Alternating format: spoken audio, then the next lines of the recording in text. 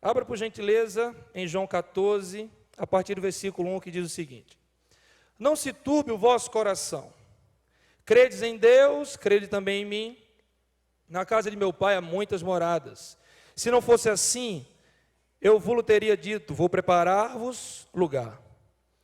E se eu for e vos preparar lugar, virei outra vez, e vos levarei para mim, mesmo que onde eu estou estejais vós também. Vós conheceis o caminho para onde eu vou. Disse-lhe Tomé: Senhor, nós não sabemos para onde vais, como podemos conhecer o caminho?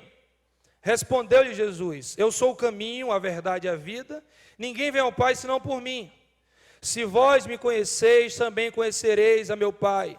De agora em diante, o conheceis e o vistes. Disse-lhe Filipe: Senhor, mostra-nos o Pai, e isso nos basta. Respondeu-lhe Jesus: Há tanto tempo estou convosco que não me conheces, Filipe. Quem me vê, vê o Pai. Como dizes tu, mostra-nos o Pai? Não crês tu que eu estou no Pai e o Pai está em mim? As palavras que eu vos digo, não as digo por mim. Antes é o Pai que está em mim quem faz as obras. Crede-me quando digo que estou no Pai e o Pai está em mim. Pelo menos crede por causa das mesmas obras. Em verdade vos digo que aquele que crer em mim também fará as obras que eu faço e as fará maiores do que estas, porque eu vou para o Pai e farei tudo o que pedirdes em meu nome, para que o Pai seja glorificado no Filho. Se me pedirdes alguma coisa em meu nome, eu o farei. Feche seus olhos, vamos orar mais uma vez. Senhor Deus e Pai, estamos aqui na Tua poderosa presença, Deus. Aqui está o Teu povo, aqui está a Tua palavra, Deus, fala aos nossos corações. Fala aquilo, Senhor, que nós precisamos escutar e não o que nós queremos escutar. Pai, que nós possamos sair aqui nessa noite diferente da maneira que entramos. Assim nós oramos no nome do Teu Filho Jesus. Amém. Eu fui lendo a história do Senhor, eu fui lendo a história da Bíblia, eu fui lendo tudo. E eu comecei a perceber que Deus chamou um ex-agricultor chamado Noé para construir a arca. Depois eu fui lendo mais a Bíblia e disse que Deus chamou Jacó, um enganador, um mentiroso, para ser um pai da igreja. E eu fui lendo mais e mais, e eu vi que Deus chamou um pastor de ovelhas, chamado Davi, para ser um homem segundo o coração dele. Depois eu fui lendo mais e fiz: Deus chamou Amós, um boiadeiro, para ser profeta das elites. Depois eu li mais um pouquinho e disse: Deus chamou Isaías, um homem de lábios impuros, que vivia no meio de povos impuros, para ser um profeta messiânico. Aí eu entrei no Novo Testamento e disse: Deus chamou Pedro, um homem rude, um pescador, um homem impossível, para ser o pastor da igreja. Depois eu disse: Deus chamou Paulo, perseguidor de crente, matador de crente, para ser o maior pregador dos gentios e plantador de igreja. Eu fiz: opa, então é comigo. Se Deus chamou essa turma aí, Deus pode me chamar também, porque você pode ser um ex-mentiroso, um ex-adúltero, uma pessoa que engana, uma pessoa que estava indo no mundo. Todos nós somos ex alguma coisa, mas se você crê em Deus, se você crê em Cristo, se você entregou sua vida nas mãos do Senhor, se você diz que é seguidor de Cristo, Deus está falando nessa noite que conta com você para essas obras. Deus fala nessa noite para você isso. Deus fala nessa noite quando nós estávamos, todos nós quando éramos ex alguma coisa, estávamos indo para o inferno, estávamos indo para o reino das trevas, e Deus nos tirou do reino das trevas, nos colocou no reino da luz, e nós passamos a ser chamados de cristãos, que são pequenos cristos, nós passamos a ser chamados de seguidores de Jesus, nós passamos a ser chamados de os do caminho, como diz lá no Novo Testamento. Nós somos a igreja, nós somos o corpo, nós somos a noiva, hoje nós somos filhos de Deus. E muitas vezes tem gente que fica impedido de viver o evangelho, impedido de cultuar, impedido de viver uma vida plena nas mãos do Senhor, porque diz: eu não sou capaz, eu não posso, porque eu não falo como João, eu não falo como Pedro, eu não me visto, Meus irmãos, se você um dia entregou sua vida nas mãos do Senhor, Deus está contando contigo. Delimitamos o grupo de pessoas que Cristo está falando. Cristo está falando para nós. Mas Ele disse que em verdade vos digo, que aquele que crê vai fazer as obras, as mesmas que eu faço. E quando João registra isso, ele registra pensando em todas as obras que Cristo realizou para demonstrar sua divindade, para demonstrar que ele era filho de Deus, em prol e objetivando vidas alcançadas. E eu vou ler a palavra do Senhor, eu vejo que, ainda no livro de João, no início do livro, Jesus transforma a água em vinho. Depois Jesus cura um paralítico no tanque de Betesda. Depois Jesus pega alguns poucos pães e peixes e alimenta 10.000 pessoas. Jesus cura um cego de nascença. Jesus ressuscita Lázaro. Tudo isso no Evangelho de João. E cada vez mais que eu ia estudando a Bíblia, que eu ia crendo, eu dizia, meu Deus do céu, eu posso fazer isso. Você vai dizer, mas pastor, você está vendo o que você está falando, pastor? Eu estou vendo. Por isso que hoje, quando as pessoas são curadas porque os seguidores de Cristo creem que podem curar. Não eles, mas o poder de Cristo. Por isso que a gente vê tantos lugares as pessoas sendo libertas das drogas, endemoniados sendo libertos, casamentos restaurados, porque tudo que nós fazemos por intermédio de Jesus. Uma vez conversando com uma vizinha minha, ela veio falar de uma prima, fez, pastor, uma prima minha, a coitada, ela falou zombando, fez, pastor, a minha prima, ela vai em todos os velórios, ela vai nas UTIs e fica esperando alguém morrer. Eu fiz, que estranho, por quê? Porque, pastor, ela ora para que o defunto levante. Vê se pode, que ignorância. Ela falando para mim. Eu fiz, como é ela?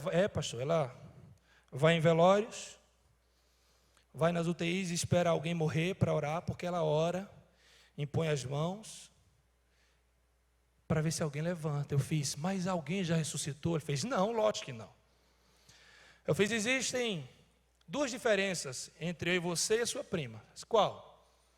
Primeira diferença, que ela crê que o Cristo que ela vive ressuscita mortos. Segunda diferença, pastor, que ela corre o risco de ver um morto ressuscitando e aí você não. Qual o Cristo que nós vivemos? Qual o Cristo que nós vivemos? Filipe perguntou, Jesus, eu quero ver o Pai. Jesus falou, Filipe, há tanto tempo estou convosco que não me conhece. Meus irmãos, nós entramos e saímos dentro das igrejas. Nós entramos e saímos das células. Nós entramos e saímos, quem sabe, de acampamento, de retiro. E eu também sou assim, porque nasci no evangélico. Mas muitas vezes, nós não conhecemos o Cristo a qual nós declaramos. Nós limitamos a Cristo e a obra do Senhor, porque nós nos limitamos muitas vezes, porque nós não nos sentimos dignos, nem puros, nem preparados. E falamos, não, Deus não pode me usar nessa área.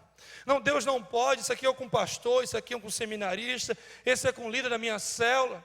É como se fosse o time de futebol, o time A, o time B e o time C. Pastor, eu sou do time C, só quando todo mundo fica lesionado é que eu entro em cena. Meus irmãos, no Evangelho, no Reino de Deus, não existe nem reservas nem titulares. Quando nós aceitamos a Cristo, todos nós estamos jogando.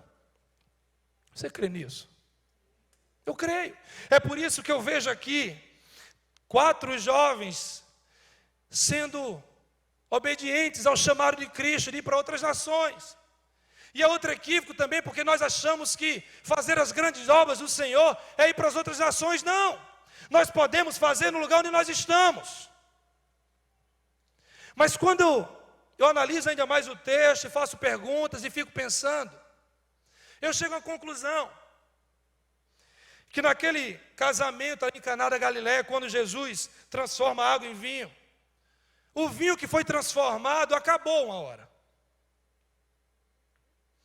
Aquelas 10.000 pessoas que se alimentaram dos pães e dos peixes que foram multiplicados, ficaram com fome novamente. As pessoas que Cristo curou, voltaram a ficar doentes, não da mesma doença, mas de outras, quem sabe. O próprio Lázaro que ressuscitou, morreu um dia. E você pode estar fazendo a seguinte pergunta, pastor, você está dizendo que os milagres de Jesus não são importantes, você está diminuindo? Não, não é isso que eu estou falando, meus irmãos. Eu estou falando que existem obras maiores para a gente fazer. Que o ministério de Jesus principal, o primordial, o objetivo principal de Jesus não era esse. Por mais que todos nós possamos hoje ser usados por Deus para realizar essas obras que nós falamos agora. São as obras. Mas o próprio Cristo disse que existem obras maiores. Existem obras que nós não conseguimos pensar. Existem obras que Ele não conseguiu, aqui nesse discurso, mensurar. Mas obras maiores. Que obras maiores são essas? Porque tem muita gente que equivocadamente lê esse texto e acha que só são os milagres. Só são os milagres porque a gente não vê mais o paralítico andar, porque nós não vemos mais o cego ver, e tem pessoas que vai murchando o coração, a fé vai diminuindo, vai ficando crítico e vai dando problema dentro da igreja, porque não consegue entender quais são as obras maiores que Cristo está falando. No ministério de Jesus, o ministério dele estava limitado ao corpo humano dele. A atuação do ministério de Cristo teve um raio de 200 quilômetros. Era ali na Palestina. Era limitado. Mas quando Jesus morre, e ao terceiro dia ele ressuscita, o Espírito Santo toma aqueles homens. Não mais existe limitação geográfica, não mais existe limitação corporal, porque o Espírito Santo, quando nós aceitamos a Cristo, habita em cada um, e quando nós aceitamos a Cristo, nós somos batizados pelo Espírito Santo no ato da nossa conversão, e não mais só ali na Palestina, mas todos os crentes, todas as pessoas que creem em Jesus, os seguidores de Jesus, os do caminho, a sua igreja, a sua noiva, começam a sair para vários cantos do mundo, dizendo: existe um Cristo, existe um Deus que morreu na cruz, e ao terceiro dia ressuscitou, e a obra do Senhor continua. Essas são as grandes obras. Essas são as grandes obras. Lá em 2 Coríntios, no capítulo 4, versículo 18, diz: meus irmãos, não atenteis para o que é visível, atenteis para o que é invisível. Porque o que é visível é temporário, mas o que é invisível dura para sempre. O que é invisível, ou o que é visível, é quando a cura acontece, é visível. É quando um morto ressuscita, é visível. É quando pães e peixes são multiplicados, é visível. O que é invisível é quando alguém larga o seu pecado, entrega a sua vida nas mãos do Senhor, aí é invisível. Porque isso dura para a eternidade. Por isso que mais de 2000 anos, a igreja de Cristo tem se reunido. Por isso que há 2000 anos, essa grande obra tem continuado. Por isso que há 2000 anos, nas várias línguas, nos vários povos, essa obra tem continuado. Porque pessoas entenderam isso aqui, que todo aquele que nele crê, todo aquele que crê em Cristo pode fazer a mesma obra que ele e obras maiores. E era uma dificuldade. E uma vez, algum tempo atrás, há bastante tempo, eu falei o seguinte: Senhor, eu quero viver isso que diz na Tua palavra. Porque o Senhor diz que é comigo mesmo. Aquele que crê em Ti, eu creio. Senhor, eu quero viver as Tuas obras. Eu quero que o Senhor me use. Senhor, eu quero ganhar pessoas para Ti. Eu quero ver as grandes obras através da vida das pessoas. E eu disse o seguinte: onde quer que eu esteja, em qualquer lugar, se Deus me der uma oportunidade, eu vou tentar fazer essa grande obra na vida de alguém. Eu vou tentar, de alguma forma, falar o evangelho de Cristo para alguém. E eu tomei uma decisão com Cristo. Eu falei: Senhor, eu não quero ganhar pessoas só para Ti quando eu estiver no púlpito pregando. Eu não quero limitar as grandes obras quando eu estiver pregando para as multidões. Senhor, eu quero fazer as grandes obras no isolado, no pessoal, fora dos holofotes, fora da plateia. E, meus irmãos, eu tomei isso como uma verdade na minha vida.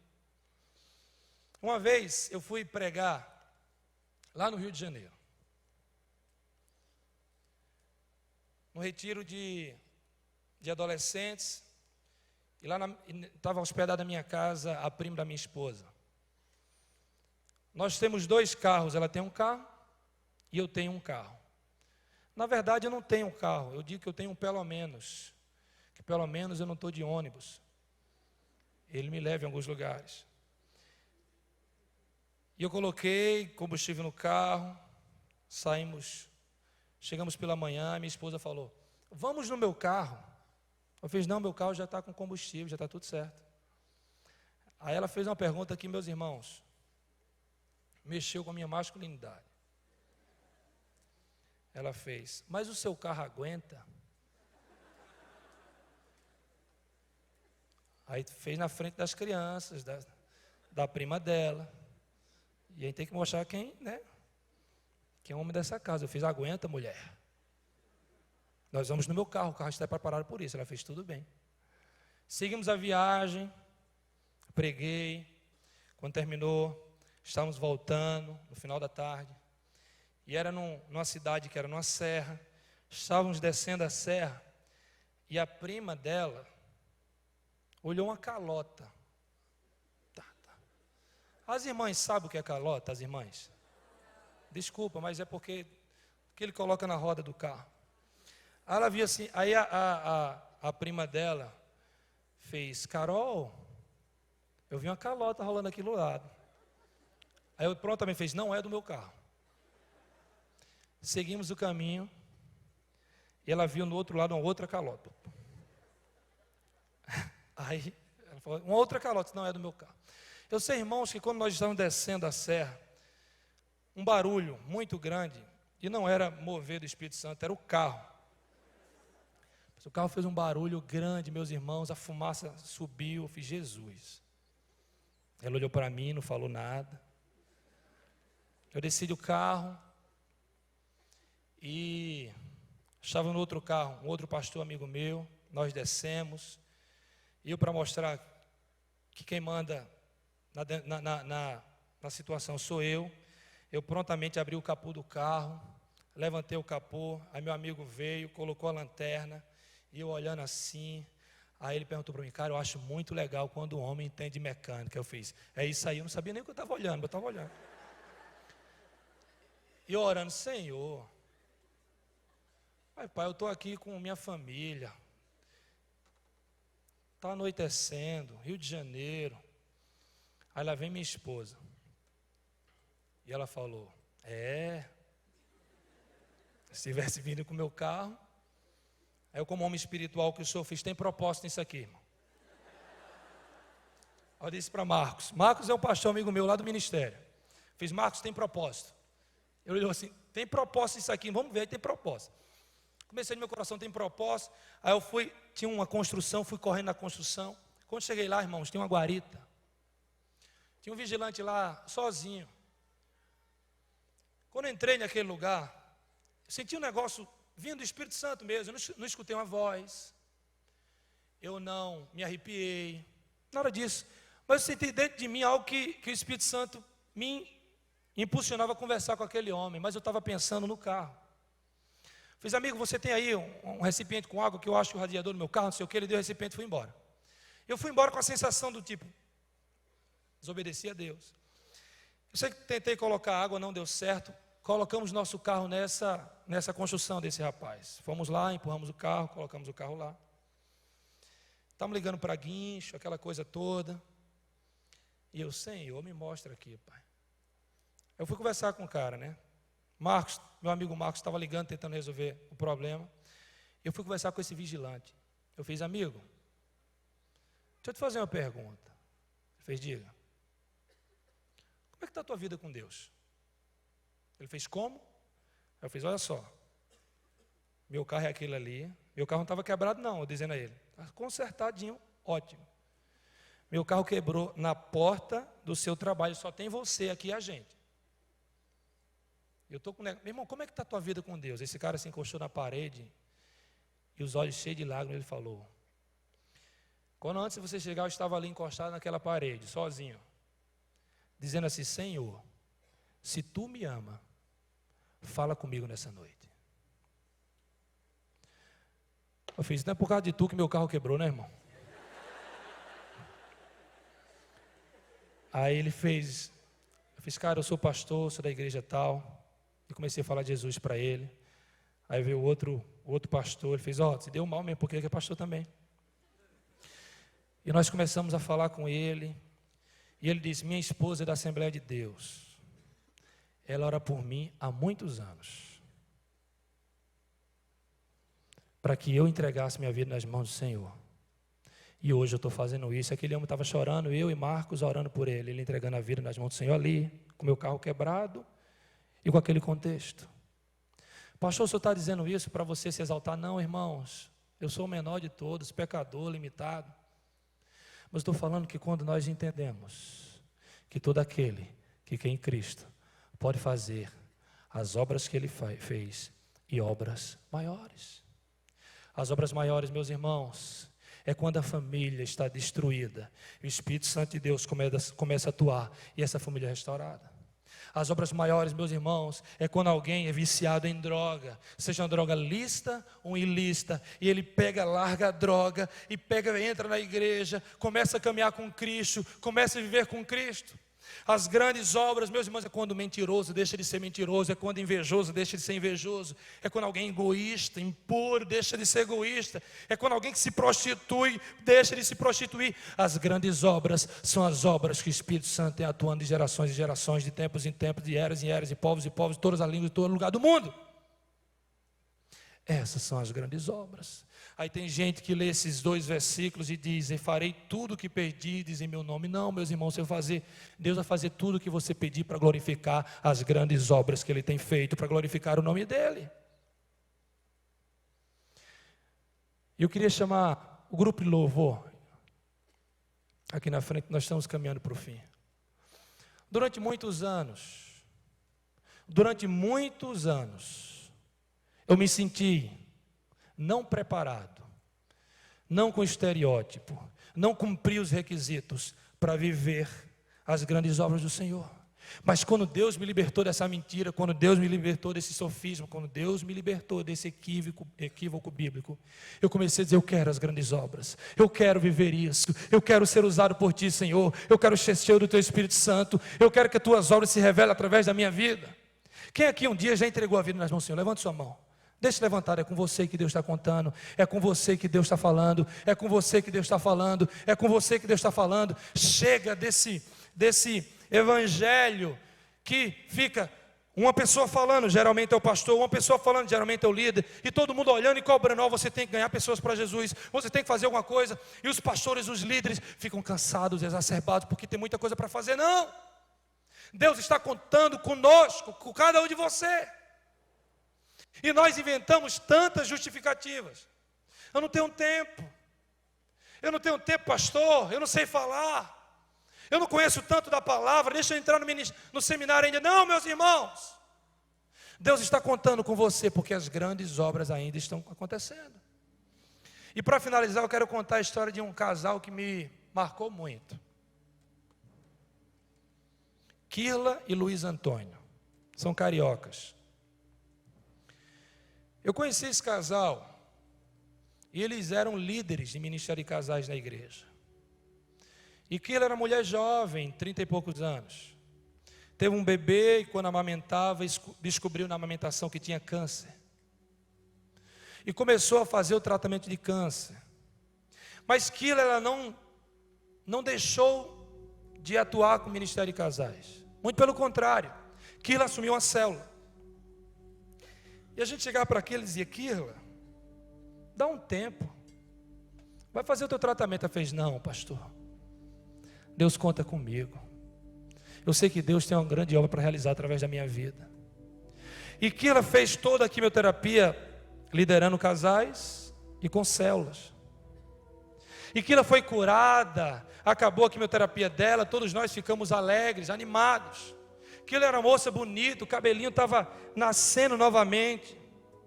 Mas depois de alguns meses, o câncer apareceu na cabeça. E nós falamos: Kirla, dá um tempo, vai descansar, vai fazer o teu tratamento. Ela fez: não, pastor, as minhas meninas, porque a célula dela era só de mulher, todas não crentes. Ela disse: pastor, as minhas meninas, elas precisam de mim. Fulana já se converteu, a outra fulana está uma mulher mais submissa, a outra está vindo à igreja. Pastor, elas precisam de mim. Mas Kirla, pastor, eu vou continuar. E nós começamos a orar: Senhor, cura Kirla desse câncer no seu cérebro, cura Kirla, cura. E o câncer no cérebro foi curado, e nós falamos: glória a Deus, aleluia. Eu fui aprendendo com aquela mulher, porque eu não via aquela mulher reclamando, eu não via aquela mulher murmurando, eu não via aquela mulher dando justificativa. E depois de alguns meses, o câncer que estava na mama passou para a cabeça, se alojou na coluna. E o tratamento, para aqueles que sabem, o tratamento de câncer na coluna é muito cruel, muito doloroso, debilita muito. E Keila foi ficando mais cansada. Keila começou a não enxergar por um olho. E nós falarmos: Keila, larga isso, Keila. Entrega para o auxiliar. Ele fez: não, pastor, tem uma grande obra, enquanto eu tiver vida, eu vou deixar Deus me usar. E nós começamos, meus irmãos, e eu comecei com uma força de fé tão grande, dizendo: Senhor, cura Keila. E eu comecei a fazer um movimento de fé com os líderes, com os grupos. Eu creio que Keila vai ser curada. E eu dizia nos lugares: Keila vai ser curada. Keila vai ser curada. Eu falava com o marido dela: Luiz Antônio, tu crê? Ele fez: eu creio, pastor, eu também creio. Nós dizíamos: Keila vai ser curada. E tinha pessoas que diziam: pastor, não vai, é muito cruel, muito severo. Eu dizia: vai ser curada. E eu lembro que no domingo, Keila, já de cadeira de roda, sem enxergar de um olho, ela estava na escola bíblica, dando aula na escola bíblica para uma turma de casais. Na última semana ela tinha liderado a célula dela. Naquele dia, quando acabou a escola bíblica, ela passou mal, foi para o hospital e não voltou mais. Meus irmãos, aquilo foi muito duro para mim, porque eu cria que Jesus podia curar aquela mulher. Mas o Espírito Santo foi ministrando no meu coração, disse: meu filho, eu posso curar, filho. Eu posso curar. Já curei tantas vezes. Mas eu sou Deus, filho, eu sou soberano. Quem decide sou eu. Mas vê, filho, as grandes obras que eu fiz através da minha filha Keila. Quantas mulheres, quantos homens, quantos casais, quantas pessoas foram alcançadas, filho, pela minha grande obra através da vida dessa mulher. E ela já morreu tem mais ou menos uns 2 anos a 3. Eu estou aqui de alguma forma testemunhando daquilo que eu aprendi de Deus através da vida daquela mulher. Meus queridos irmãos, nós não podemos mais viver um tempo de justificativa. Nós não podemos mais viver um tempo de dizer: Senhor, não dá, não posso, não tenho tempo, não sou preparado, não falo bem, não. Deus está contando conosco para realizar essa grande obra. Você crê nisso? Nós vamos adorar o Senhor agora. E pelo o que o pastor Tiago falou aqui, semana passada parece que falou também de missões. Mas eu não quero comissionar você a ser um missionário em outro lugar. Mas eu quero dizer, se você quer se colocar hoje à disposição de Deus para realizar uma grande obra, como quem sabe, em época de Copa do Mundo, quando sai aquela lista dos jogadores que vão para a Copa, e as TVs ficam filmando na casa deles, quando a lista sai, aqueles garotos choram, gritam, ficam emocionados porque foram convocados para participar de um campeonato de 8 jogos. Hoje Deus não te chama para uma Copa, Deus não te chama para um campeonato, Deus te chama para realizar uma grande obra. Obra que não dura de forma temporária, obra que dura para a eternidade. Porque a Bíblia fala lá em Lucas 15 que só existe algo que fazemos aqui na terra que gera festa nos céus, que é quando o pecador se arrepende do seu pecado. Enquanto nós estamos adorando ao Senhor, você fechar seus olhos com muito amor e carinho, eu peço isso, e você vai refletir se essa mensagem tocou no seu coração. Meu querido irmão, se essa mensagem tocou no seu coração como um dia, muitos anos atrás tocou no meu, você vai sair daí não como um jogador que foi convocado, não como um soldado que foi alistado, mas como um crente, um servo do Senhor que diz: hoje eu entendo e eu quero fazer essas grandes obras, porque de alguma forma, por algum motivo, eu não estou fazendo.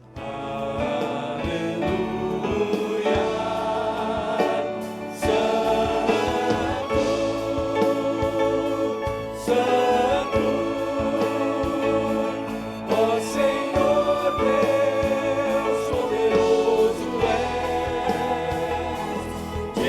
Senhor.